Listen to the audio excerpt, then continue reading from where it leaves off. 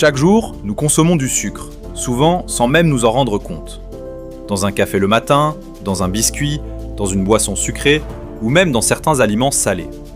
Le sucre est devenu omniprésent dans notre alimentation moderne. Pourtant, ce que beaucoup de personnes ignorent, c'est que quelques minutes seulement après avoir consommé du sucre, une série de réactions commence à se produire dans notre corps. Au départ, tout semble agréable.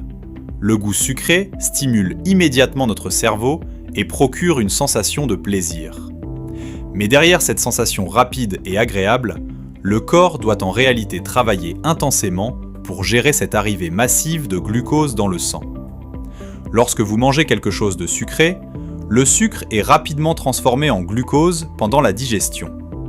Ce glucose passe ensuite dans votre circulation sanguine. À ce moment précis, votre taux de sucre dans le sang, ce qu'on appelle la glycémie, commence à augmenter. Cette hausse de glycémie n'est pas anodine. Votre corps possède un système très précis pour maintenir l'équilibre. Et c'est ici qu'un organe très important entre en action, le pancréas. Le pancréas libère alors une hormone appelée insuline. Son rôle est simple, mais essentiel. L'insuline agit comme une clé qui permet au glucose d'entrer dans les cellules de votre corps afin d'être utilisé comme source d'énergie. Au début, ce processus peut provoquer une sensation d'énergie rapide. Beaucoup de personnes ressentent un petit regain d'énergie après avoir consommé du sucre. Mais cette sensation est souvent de courte durée. En effet, lorsque la quantité de sucre consommée est importante, l'organisme libère une grande quantité d'insuline pour faire baisser la glycémie. Et c'est là que le phénomène du fameux pic suivi d'une chute peut apparaître. Après l'augmentation rapide de la glycémie, celle-ci redescend parfois tout aussi rapidement. Cette chute peut provoquer plusieurs sensations que beaucoup de personnes connaissent bien. Fatigue soudaine, manque de concentration, sensation de faim ou même irritabilité. C'est ce que l'on appelle parfois le crash énergétique. Vous avez peut-être déjà ressenti ce moment où, après un snack sucré ou une pâtisserie, vous vous sentez soudainement fatigué quelques heures plus tard. Mais les effets du sucre ne s'arrêtent pas seulement à l'énergie. Le sucre agit également directement sur notre cerveau.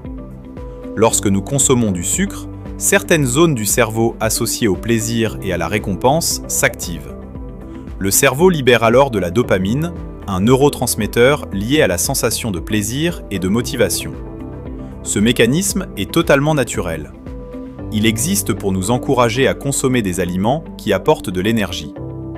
Cependant, avec les quantités de sucre présentes dans l'alimentation moderne, ce système peut être stimulé beaucoup plus souvent que ce pourquoi il était initialement prévu.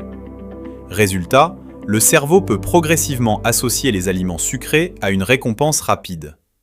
C'est pour cette raison que beaucoup de personnes ressentent des envies de sucre, surtout lorsqu'elles sont fatiguées, stressées ou en manque d'énergie. Petit à petit, le corps peut s'habituer à ces apports rapides de sucre.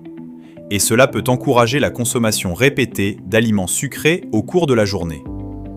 Pendant ce temps, le corps continue de gérer l'énergie disponible. Si les cellules n'utilisent pas immédiatement tout le glucose présent dans le sang, l'organisme doit stocker cet excédent. Une partie de ce glucose est stockée dans le foie et dans les muscles sous forme de glycogène. C'est une réserve d'énergie que le corps peut utiliser plus tard, par exemple pendant l'activité physique. Mais ces réserves ont une limite. Une fois qu'elles sont pleines, l'excédent de sucre peut être transformé en graisse et stocké dans différents tissus du corps. Ce processus est parfaitement naturel, mais lorsqu'il se produit de manière répétée avec des apports élevés en sucre, il peut favoriser l'accumulation de graisse, notamment au niveau abdominal. Le sucre peut également influencer d'autres mécanismes dans le corps. Une consommation excessive sur le long terme peut contribuer à des phénomènes d'inflammation. L'inflammation est une réaction normale du système immunitaire, mais lorsqu'elle devient chronique, elle peut fatiguer l'organisme. Certaines études montrent également que des apports élevés en sucre peuvent influencer l'équilibre énergétique général et la sensation de faim. En effet, après les pics et les chutes de glycémie, le corps peut rapidement réclamer de nouveau de l'énergie. C'est l'une des raisons pour lesquelles les aliments très sucrés peuvent parfois donner envie de manger plus fréquemment dans la journée. Cependant, il est important de rappeler que le sucre n'est pas forcément un ennemi. Le glucose reste une source d'énergie essentielle pour notre organisme, et notamment pour notre cerveau. Le problème apparaît surtout lorsque les quantités deviennent trop importantes ou lorsque le sucre est consommé principalement sous forme d'aliments très transformés. Dans l'alimentation naturelle, le sucre est souvent accompagné de fibres, de vitamines et de minéraux. Les fruits, par exemple, contiennent du sucre, mais ils apportent aussi de nombreux nutriments utiles pour le corps. Les fibres présentes dans ces aliments ralentissent l'absorption du sucre dans le sang. Cela permet d'éviter les pics trop rapides de glycémie et d'apporter une énergie plus stable. A l'inverse, les boissons sucrées, les pâtisseries industrielles ou certains snacks contiennent souvent du sucre sous des formes très rapidement assimilées. Dans ce cas, la glycémie peut monter très rapidement. C'est pour cette raison que de nombreux spécialistes recommandent d'équilibrer les repas avec plusieurs types de nutriments.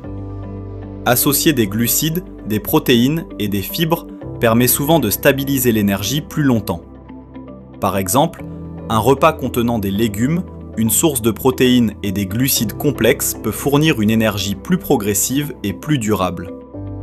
De même, réduire légèrement la consommation de produits très sucrés peut parfois suffire à améliorer la sensation d'énergie au cours de la journée. Certaines personnes remarquent également qu'en diminuant les sucres ajoutés, leurs envies de sucre deviennent progressivement moins fréquentes.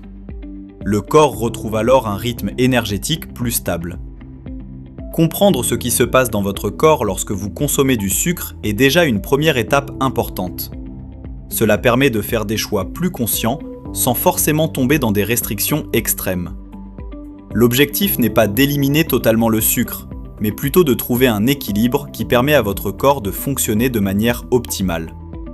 Lorsque l'alimentation est variée et équilibrée, le corps dispose généralement de tout ce dont il a besoin pour maintenir son énergie, soutenir le cerveau et favoriser un bon fonctionnement du métabolisme.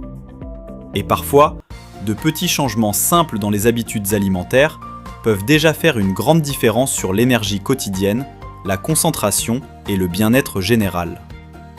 Si vous souhaitez continuer à découvrir comment fonctionne réellement votre corps et comprendre les effets de l'alimentation sur votre énergie, votre cerveau et votre santé, pensez à vous abonner à la chaîne et à activer la cloche pour ne rien manquer des prochaines vidéos.